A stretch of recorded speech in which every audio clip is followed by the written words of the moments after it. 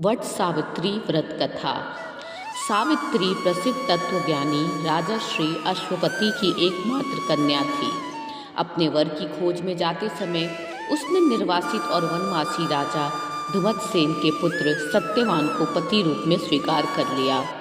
जब देवर्षि नारद ने उनसे कहा कि सत्यवान की आयु केवल 1 वर्ष की ही शेष है, तो सावित्री ने बड़ी दृढ़ता के साथ कहा, जो कुछ होना था सो तो हो चुका। माता पिता ने भी बहुत समझाया, परंतु सती अपने धर्म से नहीं डिगी। सावित्री का सत्यवान के साथ विवाह हो गया। सत्यवान बड़े धर्मात्मा, माता पिता के भक्त एवं सुशील थे। सावित्री राजमहल छोड़कर जंगल की कुटिया में आ गई। आते ही उसने सारे वस्त्राभूषणों का त्याग कर सास ससुर और पति जैसे वलकल के वस्त्र पहनते थे वैसे ही पहनने लगी। अपना सारा समय अपने अंधे सास ससुर की सेवा में बिताने लगी। सत्यवान की मृत्यु का दिन निकट आ पहुंचा। सत्यवान अग्निहोत्र के लिए जंगल में लकड़ियां काटने जाया करते थे। आज सत्यवान के महाप्रयाण का दिन था। सावित्री चिंतित हो रही थी। सत्यवान को उठाकर जंगल की तरफ लकड़ियां काटने चले। सावित्री ने भी साथ चलने के लिए अत्यंत आग्रह किया। सत्यवान की स्वीकृति पाकर और सास ससुर से आज्ञा लेकर सावित्री भी पति के साथ वन में गई। सत्यवान लकड़ियां काटने वृक्ष पर चढ़े, परंतु तुरंत ही उन्हें चक्कर आने लगा और वे कुल्हाड़ी फेंक कर नीचे उतर आए।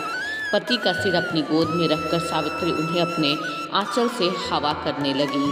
थोड़ी ही देर में उसने भैंसे पर चढ़े हुए काले रंग के सुंदर अंग वाले, हाथों में फांसी की डोरी लिए हुए सूर्य के समान तेज वाले एक भयंकर देव पुरुष को देखा। उसने सत्यवान के शरीर से फांसी की डोरी में बंधे हुए अंगूठे के बराबर पुरुष को बलपूर्वक खींच लिया। सावित्री ने अत्यंत व्याकुल होकर स्वर में पूछा, हे देव, आप कौन हैं और मेरे इन हृदय धन को कहाँ ले जा रहे हैं?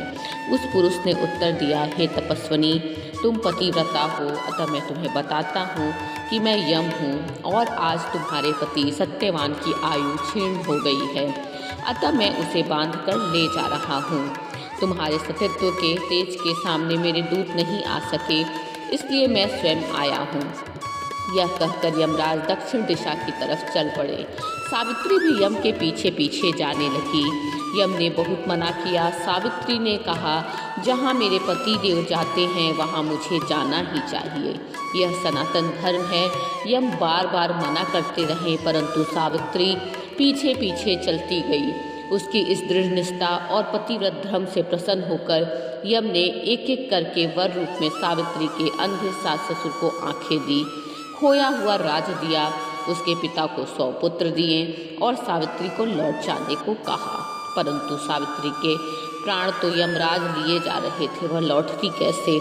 यमराज ने फिर कहा कि सत्यवान को छोड़कर चाहे जो मांग लो।